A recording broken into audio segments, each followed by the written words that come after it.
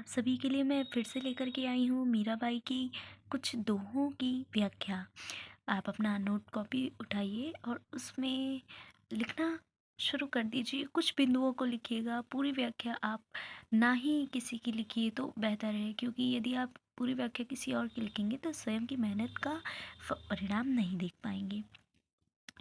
मण थे परस हरि के चरण, अर्थात मीराबाई अपने मन से कह रही हैं कि हे मन, तुम हरि के चरणों को ही पखारो, उनके चरणों में तल्लीन हो जाओ, उनमें ही अपना सर्वस्व न्यौछावर कर दो। यह चरण सुभग हैं, शीतल हैं। शीतल अर्थात जो ठंडा होता है। यहाँ पर आप एक पंक्ति का समावेशन कर सकते हैं, जैसे कि जैसे सूरज की गर्मी से जलती हुई तन को मिल जाए तरवर की छाया, ऐसा ही सुख मेरे मन को मिला, मैं जब से शरण तेरी आया मेरे राम।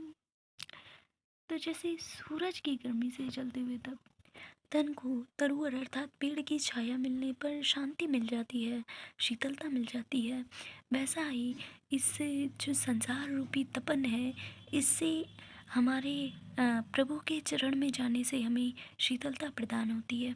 यह चरण कमल के समान कोमल है, कमल पुष्पों में सबसे कोमल माना जाता है और उस कमल की पंक्तियों के समान ही यह चरण कोमल है।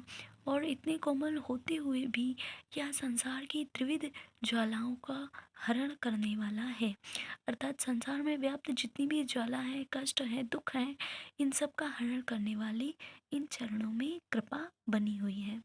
इन चरण प्रहलाद परस्या, अर्थात इन चरणों से ही, इन चरणों की कृपा मात्र से ही प्रहलाद भी परस्या अर्थात कि वो कल्याण को प्राप्त हुआ। और जिस तरह देवताओं में इंद्र हैं, देवताओं में इंद्र इंद्रेंद्र कहा जाता है, देवेंद्र कहा जाता है, उनकी पदवी एक राजा की है, उसी तरह देवों में देव जैसे इंद्र को कहा जाता है, उसी तरह भक्त शिरोमणि प्रहलाद भी इन चरणों की कृपा से ही कहलाए हैं। इन चरणों ने ध्रुव को अटल किया है। ध्रुव एक तारा है, जो आप आकाश नभमंडल में देखेंगे तो एक तारा आपको टिमटिमाता हुआ दिखाई देता है, वह ध्रुव होता है। ध्रुव जिस तरह अटल है, वह सबसे चमकदार तारा है। इन्हीं चरणों की कृपा से ही वह अटल स्वभाव को प्राप्त हुआ है। शरण आशरण शरण, इसका अर्थ है कि जो इन चरणों की शरण में है, जो इन चरणों की शरण में है, अर्थात जो आस्तिक है, जो इन चरणों की पूजा करता है और जो इन चरणों की पूजा नहीं करता है, वह दोनों ही इन चरणों की शरण में आकर विश्राम पाते हैं और प्रभु उन्हें सुख प्रदान करते हैं। इन चरण ब्रह्मांड भेटिया नक्षिक गिरि भरण, अर्थात इन चरणों में आकर के ही आपको ब्रह्मांड के सभी सुखों का, सभी आनंद का, सभी ज्ञान का ज्ञान से भेंट हो पाएगा। इन चरणों की कृपा से आपको ब्रह्मांड की नक्श से लेकर के शिख तक का वर्णन, नक्श शिख का अर्थ होता है सर के बाल से लेकर के पैर के अंगूठे तक का पूरा पूरा, जिस तरह व्यक्ति का व्यक्तित्व और उसका वर्णन किया जाता है, उसी तरह आपको ब्रह्मांड के नक्श शिख वर्णन, गिरि तथा गिरि अर्थात पर्वत से लेकर के और नदी हिंद महासागर तक सभी का भरण हो जाएगा, भ्रमण हो जाएगा। इन चरणों ने कालिया नाग की, जो आपने सुनी होगी एक गाथा कि इन भगवान श्री कृष्ण ने कालिया नाग के सर पर नृत्य करके उसे शांत किया था और उन्हें भी कल्याण को प्रदान किया था। और उसी प्रकार गोपी लीला आपने कहीं ना कहीं कृष्ण की गोपी रास लीला ज़रूर ही सुनी होगी। और यदि मेरे जो चलचित्र देखने वाले हैं, दर्शक हैं, वो वृंदावन से हैं तो उन्होंने गोपी लीला का तो अवश्य ही बखान सुना होगा। वो इन्हीं चरणों की कृपा मात्र से हुआ है। इन चरण गोवर्धन दास्या, अर्थात इन चरणों को धारण करने वाले प्रभु ने अपनी सबसे छोटी उंगली पर गोवर्धन को रखा था, और जो इंद्र हैं उनके गर्भ का हरण किया था।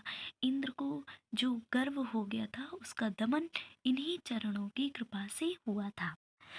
दासी मीरा, दासी मीरा का अर्थ है मीराबाई इनकी कृपा का इतना पात्र बन गई हैं कि वो स्वयं को इनकी दासी कहती हैं। और लाल गिरधर अर्थात जो गिरिधर हैं, जो पहाड़ को अपनी उंगली पर रखने वाले हैं, श्री कृष्ण हैं, आगम तारण तरण उन्हें बुलाती हैं कि हे प्रभु आइए। और जिस तरह से आपने प्रहलाद और ध्रुव, कालिया नाग, गोपियाँ, गोवर्धन पर्वत आदि का तरण किया है, आदि को तारा है, उसी प्रकार आकर के हमें भी तारिए और हमें भी अपनी कृपा का पात्र बनाइए। मीराबाई के इस दोहे में आपको शीतलता और इस दोहे का आप यदि अपने हृदय से व्याख्या करेंगे, अपने आप से व्याख्या करेंगे, तो उस व्याख्या को आप मुझे भेजिए। मैं उस व्याख्या में जो भी सुधार होना होगा, जो भी आपको समझाना होगा, मैं वो समझा दूंगी।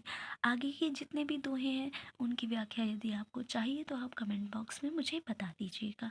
धन्यवाद। आज के लिए बस इतना ही।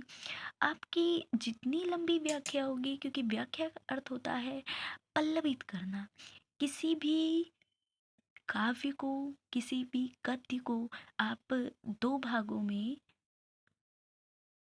बखान कर सकते हैं, दो भागों में वर्णित कर सकते हैं। प्रथम तो पल्लवन और दूसरा संकुचित। पल्लवित का अर्थ होता है कि किसी भी एक पंक्ति को इतने बड़े पल्लव का अर्थ होता है जिस तरह पेड़ होता है, पेड़ के पत्ते पेड़ पर भी लगे रहते हैं, सूखे होने पर नीचे भी गिरते हैं, तो जितनी दूर पर वो पल्लव जाता है उतना ही उस पेड़ का महत्व बढ़ता जाता है। संकुचित का अर्थ होता है अपनी बात को छोटी से छोटी चीज में कह देना। व्याख्या में आपको काव्य को पल्लवित करना होता है। व्याख्या में सर्वप्रथम आप संदर्भ लिखेंगे, फिर उस प्रसंग को लिखेंगे जिसके बारे में यह काव्य ग्रंथ रचा गया है, और तत्पश्चात आप व्याख्या लिखेंगे। और उसके बाद इसमें जो भी विशेष आपको मिलेगा, अलंकार, रस, छंद, रूपक आदि जितने भी अलंकार वगैरह आपको मिलेंगे वो सब आप विशेष में समाहित करेंगे। धन्यवाद। आज के लिए आपके लिए बस इतना ही। मेरी वीडियो पसंद आए तो इसे लाइक ज़रूर कीजिएगा और आगे भी अपने फ्रेंड्स को शेयर कीजिए ताकि वह वैदेही ज्ञान सागर से कुछ ना कुछ सीख पाएँ।